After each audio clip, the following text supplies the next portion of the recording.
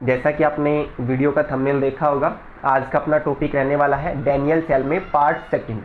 First अपन portion Daniel second का इससे पहले वाले लेक्चर्स में अपन पढ़ चुके हैं। क्योंकि वीडियो लेंथी था तो इस कारण अपन बाकी बचे हुए टॉपिक्स को इस लेक्चर्स में कवर करने वाले हैं। तो फर्स्ट अपना पॉइंट जो डिस्कस करना है, जो बचे हुए टॉपिक्स में है, डैनियल सेल का निरूपण, उसको कैसे प्रदर्शित करते हैं। सेकेंड पॉइंट पढ़ना है अपन को इलेक्ट्रोड क्या होता है, फिर उसी पे बेस रहेगा इलेक्ट्रोड विभव जो काम का है। वो कंप्लीट होने के बाद में अपन बात करेंगे सेल विभव या विद्युत वाहक बल के बारे में। तो ये टॉपिक्स कवर करेंगे इस लेक्चर्स में। अगर वो टॉपिक्स कवर होते हैं तो उनको भी देखते हैं। तो फर्स्टली अपन जो इससे पहले लेक्चर्स में अपन ने कवर किया था उसको अपन थोड़ा सा एक्सप्लेन करेंगे, क्योंकि वहाँ पे आपको मैंने लवण सेतु के कार्य बताए थे और लवण सेतु के कार्यों को थोड़ा सा आपको एक्सप्लेन करना है। कोई लॉजिकली क्वेश्चंस बन जाए, वैसे कार्य तो अपन ने लिख लिए थे, पर लॉजिकली कोई क्वेश्चंस बन जाए, जैसे डैनियल सेल से आपका लवण सेतु को हटा दिया जाए, रिमूव कर दिया जाए तो क्या होगा, क्या चेंजमेंट देखने को मिलेगा। ऐसे क्वेश्चंस को डील करने के लिए थोड़ा सा उसके कार्य को थोड़ा सा और अपन समझ लेंगे। तो सबसे पहले वही मैं इसका स्ट्रक्चर्स बना रहा हूँ डैनियल सेल का। अब आपको थोड़ा आइडिया होना चाहिए मैं क्या चीज़ बना रहा हूँ। उसमें जैसे दो कंटेनर लेते थे, दोनों कंटेनर में अलग अलग सॉल्यूशंस भरते थे। जो अपना लेफ्ट हैंड साइड में था उसमें क्या भरते थे अपन, जिंक सल्फेट। इसमें जिंक सल्फेट का सॉल्यूशंस भरा जाता था ZnSO4, जिंक सल्फेट का जलीय विलयन। और इधर भरते थे अपन कॉपर सल्फेट का जलीय विलयन, CuSO4 का एक्वस सॉल्यूशंस भरते थे। और इधर भी अपन जलीय विलयन भरते थे। इसकी सांद्रता 1 मोलर थी। इसकी सांद्रता भी कितनी लेते थे, 1 मोलर। इसमें क्या था, ये आपका जिंक धातु की छड़ थी।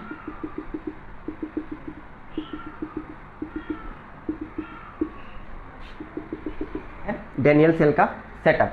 तो देखो अपन इसको एक बार रिवाइज कर लेते हैं। इसमें क्या होता था, दो कंटेनर होते हैं। उसमें जैसे फर्स्ट कंटेनर में जिंक सल्फेट का जलीय विलयन, जिसकी सांद्रता क्या होती है, 1 मोलर। दूसरे कंटेनर में कॉपर सल्फेट, उसकी सांद्रता कितनी होती है, 1 मोलर। और इसमें देखो जिंक सल्फेट के विलयन में जिंक धातु की छड़ रखते हैं। तो ये वाला अर्ध सेल बन रहा है इस साइड में, ये ऑक्सीकरण अर्ध सेल कहलाता है। क्योंकि एनोड पे क्या होता था आपका, ये जिंक धातु की छड़ किसका काम करती है, एनोड का काम करती है। और ये एनोड कैसा था, इसमें नेगेटिव एनोड था। और एनोड पे क्या होता है, सदैव ऑक्सीडेशन। ये अपन ने बार बार पढ़ रहे हैं, 11वीं क्लास में भी पढ़ते हैं। तो ऑक्सीडेशन होता था। इसमें क्या था, जो जिंक सॉलिड है आपका, ये किस में कन्वर्ट होता था, Zn+2, और 2 इलेक्ट्रॉन रिलीज करना, इलेक्ट्रॉन्स का त्यागना ऑक्सीकरण कहलाता है। ये सब चीज़ें देख ली अपन ने। और इधर क्या है, ये आपका कॉपर धातु की छड़ है। ये किसका काम करती है, कैथोड का काम कर रही है। और कैथोड पे कैसा चार्ज होता है आपका, पॉजिटिव चार्ज होता है। और यहाँ पे क्या होता है, कैथोड पे क्या होता है आपका, अपचयन। क्या होगा, अपचयन होता है। ये सब क्रिया विधि में अपन ने जान लिया है। तो यहाँ से जो विलयन में आयन है, Cu+2 आयन है, ये 2 इलेक्ट्रॉन लेते हैं और Cu सॉलिड में क्या हो जाते हैं, कन्वर्ट हो जाते हैं। Cu सॉलिड में कन्वर्ट हो जाते हैं। तो ये कुछ सेटअप था। अब इसमें अपन जो बात करते हैं, सेल के निरूपण की बात करेंगे। इसके लिए पहले तो अपन सेल अभिक्रिया जो क्रिया विधि पढ़ रहे थे वो लिखना है। देखो मेरे को यहाँ पे जो इसकी क्रिया विधि है, पूर्ण सेल अभिक्रिया अपन लिख सकते हैं, पूर्ण सेल अभिक्रिया। जो डैनियल सेल है, इसकी कंप्लीट रिएक्शंस क्या होगी उसको अपन लिखते हैं। तो इसमें देखो 2 रिएक्शंस हो रही हैं, एक ऑक्सीकरण और दूसरा अपचयन। तो पहले ऑक्सीकरण को लिख लेते हैं। जो आपका एनोड होता है, एनोड पे क्या होता है, ऑक्सीकरण होता है। तो ऑक्सीकरण अर्ध सेल, आपसे पेपर में पूछ लिया जाए ऑक्सीकरण अर्ध सेल अभिक्रिया, या फिर जो एनोड पे क्या अभिक्रिया होती है ना। देखो चीजें अपन ने जान ली है, फिर वही टाइम लगेगा अगर इसको अपन पहले की तरह समराइज करते हैं। तो जो आपका ऑक्सीकरण अर्ध सेल है, इस पे कौन सी रिएक्शंस हो रही है, ये वाली। इसको आप लिख सकते हो, क्या था आपका, जिंक सॉलिड है। जो आपका ये है जिंक सॉलिड है, ये ऑक्सीडाइज हो रहा था और Zn+2 आयन बना रहा था। और ये आयन किस में जा रहे थे, इस विलयन में। और साथ में क्या कर रहा है, ये 2 इलेक्ट्रॉन रिलीज कर रहा है। तो इस पे ये वाली रिएक्शंस होती है। सेकंड है आपका, दूसरा सेल है आपका अपचयन सेल, अपचयन अर्ध सेल। अपचयन अर्ध सेल अभिक्रिया, ये कौन सी अभिक्रिया होती थी, देखो यहाँ पे क्या रिएक्शंस होती थी। ये कॉपर सल्फेट है आपका, तो इसको आप आयनों में तोड़ोगे, पानी में घोलते हो कॉपर सल्फेट को तो अपने आयनों में टूटता है, Cu+2 और SO4-2 सल्फेट आयन में। तो यहाँ पे ये मान लो क्या है, Cu+2 भी है और SO4- भी है। तो ये Cu+2 है, यहाँ से 2 इलेक्ट्रॉन ग्रहण करता है और रिडक्शंस हो जाता है। यहाँ पे ये Cu+2 जो विलियन में था, एक्वस विलियन में था, ये 2 इलेक्ट्रॉन्स एक्सेप्ट करता है, वो कहीं ना कहीं जिंक से आ रहे हैं और किस में कन्वर्ट हो जाता है, कॉपर सॉलिड में। ये दोनों अर्ध सेल अभिक्रियाएं हैं। अब दोनों को आप ऐड कर दो तो कौन सी अभिक्रिया बन जाएगी, आपकी पूर्ण सेल अभिक्रिया। देखो जो कटता है लेफ्ट और राइट साइड से काट दो, इलेक्ट्रॉन्स कट गए, बचा क्या है यहाँ पे, जिंक सॉलिड। तो लिख दिया अपन यहाँ पे जिंक सॉलिड है, Cu+2 एक्वस है, एरो का साइन। अब इधर क्या है, Zn+2 एक्वस और यहाँ पे Cu सॉलिड। ये पूर्ण सेल अभिक्रिया है। एक बार फिर मैं इसको रिवाइज कर रहा हूँ। देखो जैसे ही अपन जिंक धातु की छड़ को इस विलियन में रखते हैं तो जिंक के जो एटम्स हैं यहाँ पे देखो सॉलिड एटम रहेंगे इस रोड में, तो जिंक सॉलिड एटम है, ये जब इसके कांटेक्ट में आएंगे तो यहाँ से ऑक्सीडेशन होता है, जिससे क्या होगा, इस विलियन में ये परमाणु आयंस के रूप में कन्वर्ट होकर आ जाएगा और जो इलेक्ट्रॉन्स होते हैं वो इस रोड पे क्या होंगे, 2-2 इलेक्ट्रॉन्स एकत्रित होते रहेंगे। तो ये रोड कैसी हो जाएगी, आपकी नेगेटिव चार्ज। इसी कारण एनोड पे क्या होता है, ऋणावेश। अब ये ऋणावेश धीरे धीरे इस वायर के थ्रू इधर फ्लो करेगा, मतलब ये इलेक्ट्रॉन्स का फ्लो इधर होगा, किधर से किधर, जिंक धातु की छड़ से कॉपर धातु की छड़ की तरफ, क्या बोल सकते हो, एनोड से कैथोड की तरफ होगा। तो इससे क्या होगा, विद्युत धारा का, आप ही जानते हो इलेक्ट्रॉन्स के प्रवाह को क्या बोलते हैं, विद्युत धारा। पर देखो इसमें इलेक्ट्रॉन्स के प्रवाह के विपरीत होता है विद्युत धारा का प्रवाह। ये भी कहीं ना कहीं सुना होगा, जिस डायरेक्शन में इलेक्ट्रॉन्स का प्रवाह उसके अपोजिट डायरेक्शन में विद्युत धारा का प्रवाह होता है। तो कोई पूछ ले आपसे इलेक्ट्रॉन्स का प्रवाह एनोड से कैथोड की तरफ, या फिर जिंक धातु से कॉपर धातु की तरफ, या फिर वो पूछ ले विद्युत धारा का, तो आप बताओगे कैथोड से एनोड की तरफ, कॉपर धातु की छड़ से जिंक धातु की छड़ की तरफ। ये हो गया।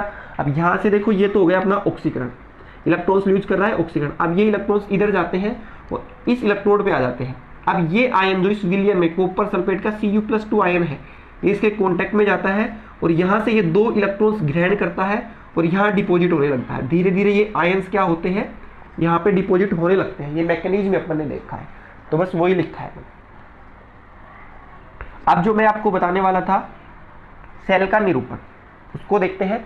अब देखो मैकेनिज्म में फिर अपन ये भी देखेंगे, जो आपका लवण सेतु है इसमें ये अक्रिय, प्रबल, वैद्युत अपघट्य पदार्थ, इन सब चीजों को समझेंगे। पर अपना टॉपिक क्या है, पहले निरूपण, सेल निरूपण या सेल का प्रदर्शन, उसको दर्शाते कैसे हैं। यहां पे ये नहीं है कि आप डायग्राम बना दो, उसकी बात नहीं हो रही है। और इसमें भी अपन को कवर करना है डैनियल सेल का, क्योंकि डैनियल सेल आपके सिलेबस में है। तो डैनियल सेल अपन ने समझ लिया है, रिएक्शंस आपके पास है। तो देखो निरूपण कैसे करते हैं सेल का, फिर डैनियल सेल का अपन निरूपण देख लेंगे। तो सबसे पहले मान के चलो ये रिएक्शंस दे रखी है आपको, ऐसा कर लो ये रिएक्शंस है, यहाँ पे लिख देता हूँ मैं। एम है कोई आपकी एम मेटल्स है और एम मेटल्स का क्या हो रहा है, एम मेटल्स है और यहाँ पे एम एन प्लस और एम डैश है। ये कोई एक एम था, एक एम डैश है और उस पर चार्ज क्या है, एन प्लस। रिएक्शंस हो रही है, रिएक्शंस होने से ये आपका एम है, ये कन्वर्ट हो रहा है डैश प्लस में, ठीक है। और ये आपका कन्वर्ट हो जाता है एम डैश सॉलिड, ठीक है ना। ये इस तरीके से लिखा हुआ है, थोड़ा सा ध्यान दे लेना। ये आपका एक्वस है, यहाँ पे आपका एम एक्वस है, ये रिएक्शंस है। अरे ये कोई स्पेसिफिक, जैसे आप इसको जिंक मान लो, जिंक सॉलिड था, कन्वर्ट किस में हो गया, आयंस में, दिख रहा है ना। ऐसे ये आपका एम डैश कोई मेटल्स है, वो आयंस के रूप में थे, किस में कन्वर्ट हो गई, सॉलिड। तो इसके लिए सेल आयनिक अपन को निरूपित करना है, तो वो कैसे करोगे, उससे पहले आप इसका स्क्रीनशॉट ले सकते हो। स्क्रीनशॉट ले लिया होगा। अब अपन निरूपण की बात करते हैं। सेल का निरूपण करते समय कुछ नियम्स अपन फॉलो करते हैं, बहुत से रूल्स हैं उसके सिस्टमेटिक तरीके से, और उसमें से मेन पॉइंट है, उनको आपको ध्यान रखना है। सबसे पहले आपको क्या करना है, जो ऑक्सीकरण अर्ध सेल होता है, ऑक्सीकरण अर्ध सेल होता है, उसको लेफ्ट हैंड साइड में आपको लिखना है। इसमें से आप पेयर देख सकते हो ऑक्सीकरण किसका हो रहा है। तो यहाँ से आप यहाँ जा रहे हो, देखो कहीं ना कहीं इस रिएक्शंस को थोड़ा सा रीड करने की कोशिश करो। ये क्या है आपका, ऑक्सीडेशन हो रहा है, और ऑक्सीडेशन किस पे होता है, एनोड पे। तो ये एनोड का काम करेगा और यहाँ से यहाँ देखोगे तो ये क्या हो रहा है आपका रिडक्शन अप चेन, और ये किस पे है, कैथोड पे, ये कैथोड का काम करेगा। तो अब ऑक्सीकरण अर्ध सेल है उसको किधर लिखोगे आप, लेफ्ट हैंड साइड में। तो सबसे पहले देखो इसमें क्या है आपका एम सॉलिड, एम लिख दिया, उसकी अवस्था लिख दो ब्रैकेट में उसके साथ ही। फिर इन दोनों सेल्स में जो ये प्रावस्थाएं हैं, देखो ये सॉलिड प्रावस्था में है, ये लिक्विड में था, तो दो प्रावस्थाओं को पृथक करने के लिए एक सीधी लाइन का प्रयोग करते हैं, खड़ी लाइन यूज करेंगे, और उसके बाद में आप लिख दोगे एम एन प्लस और ये एक्वस, ठीक है, लिख दिया। अब ये जलीय विलयन है, इसकी कुछ सांद्रता दे रखी है, तो आप सांद्रता भी लिख सकते हो, जैसे यहाँ पे ये सांद्रता है, ये अपन ने लिखा, इतना हो गया। एक इधर लिखा है अपन ने लेफ्ट साइड में। अब जो क्या है आपका सेकंड, जो ये वाला पेयर, उसको किधर लिखोगे आप, राइट हैंड साइड में। इसमें क्या लिखना है, देखो ये आपका एम डैश एन प्लस लिख दिया। इसके बाद में ये एक्वस है, जलीय ही था, इसकी सांद्रता लिखनी होती है वैसे ब्रैकेट में, ये मान लो आप, मैं लिख देता हूँ, ये लो C1 और इसकी सांद्रता मान ली अपन ने C2, ये सांद्रता लिख दी है। दो प्रावस्थाएं हैं, द्रव अवस्था लिक्विड में था और ये आपका सॉलिड में है, तो यहाँ लिख दोगे आप एम डैश, इसकी अवस्था सॉलिड, बस इस तरीके से। थर्ड पॉइंट आपको ध्यान रखना है कि दोनों सेलों को, दोनों अर्ध सेलों को अपन पृथक करते हैं दो खड़ी लाइन के द्वारा, दो समांतर खड़ी लाइन के द्वारा, बस इस तरीके से अपन क्या करते हैं इनको पता। इनके लिए आप ये भी बोल सकते हो कि दोनों विलियन, ये वाला विलियन और ये विलियन, जैसे अर्ध सेल बने हैं उन विलियंस को अपन खड़ी लाइन के द्वारा प्रदर्शित करते हैं, और ये किसको दर्शाती है, ये लवण सेतु, किसको दर्शाती है, लवण सेतु, लवण सेतु को प्रदर्शित करती है। तो आप लिख सकते हो सेल निरूपण में फर्स्ट पॉइंट क्या होगा आपका, जो ऑक्सीकरण युग्म है, ऑक्सीकरण युग्म या एनोड है, या एनोड अर्ध सेल है, इसको किधर लिखोगे आप, लेफ्ट हैंड साइड में। और जो आपका क्या है अपचयन, अपचयन युग्म, या जो कैथोड पे जो रिएक्शंस हो रही है आपकी, उसको किधर लिखोगे आप, राइट हैंड साइड में। First point. सेकंड पॉइंट अगर आपको ध्यान रखना है, ये प्रावस्थाएं हैं, प्रावस्थाओं को एक खड़ी लाइन है ना, वर्टिकल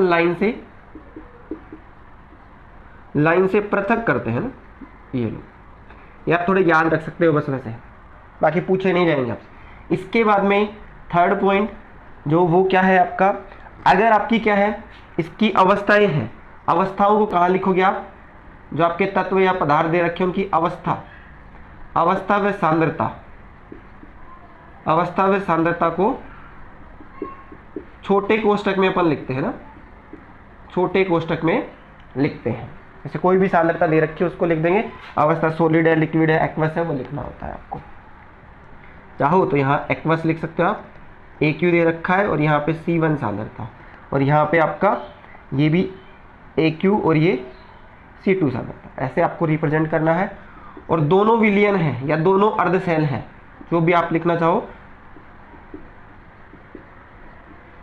दोनों विलियन या फिर अर्ध सेल वाली लैंग्वेज लो आप, दोनों अर्ध सेल को खड़ी लाइन, खड़ी दो लाइनों से क्या करते हैं अपन, पृथक करते हैं।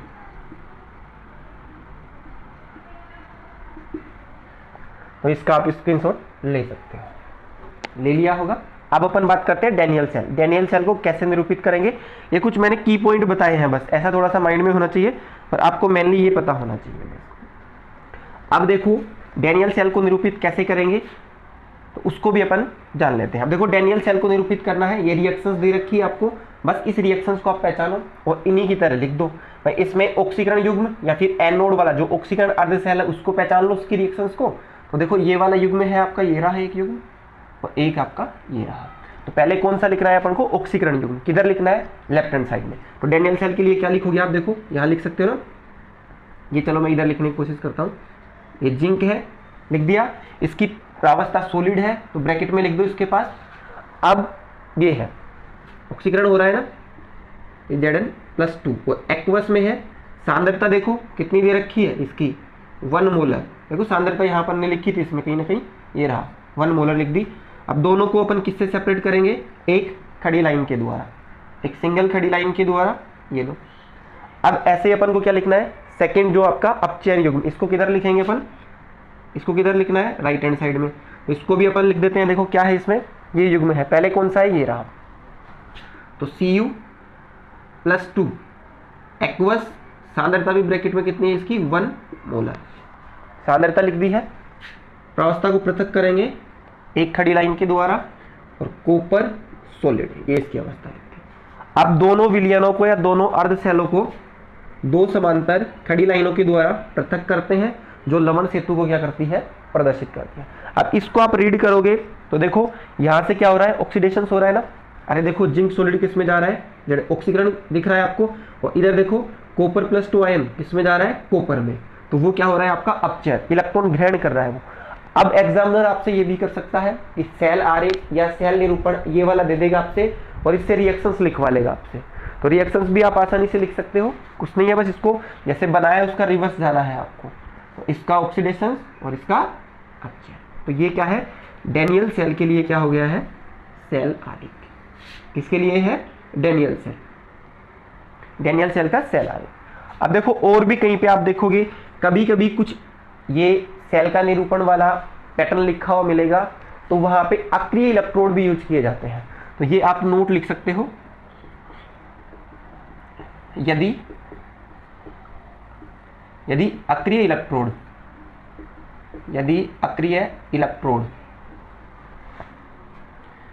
अक्रिय इलेक्ट्रोड उपस्थित हो तो उसे, यदि अक्रिय इलेक्ट्रोड उपस्थित हो तो उसे मुख्य जो आपका इलेक्ट्रोड है, इलेक्ट्रोड के साथ कोमा लगाकर, इलेक्ट्रोड के साथ कोमा लगाकर लिखते हैं। आगे आप पढ़ोगे ऐसे भी अपन इलेक्ट्रोड बनाएंगे, ऐसे भी अर्धशैल बनेगा जिसमें जो इलेक्ट्रोड कैसा होगा, अक्रिय इलेक्ट्रोड बनाया जाएगा। अक्रिय इलेक्ट्रोड प्लेटिनम मेटल्स वगैरह का बना होता है, जैसे यहाँ पे काम आता है तो पीटी कोमा लगा के आपको लिखा हुआ मिलेगा यहाँ पे।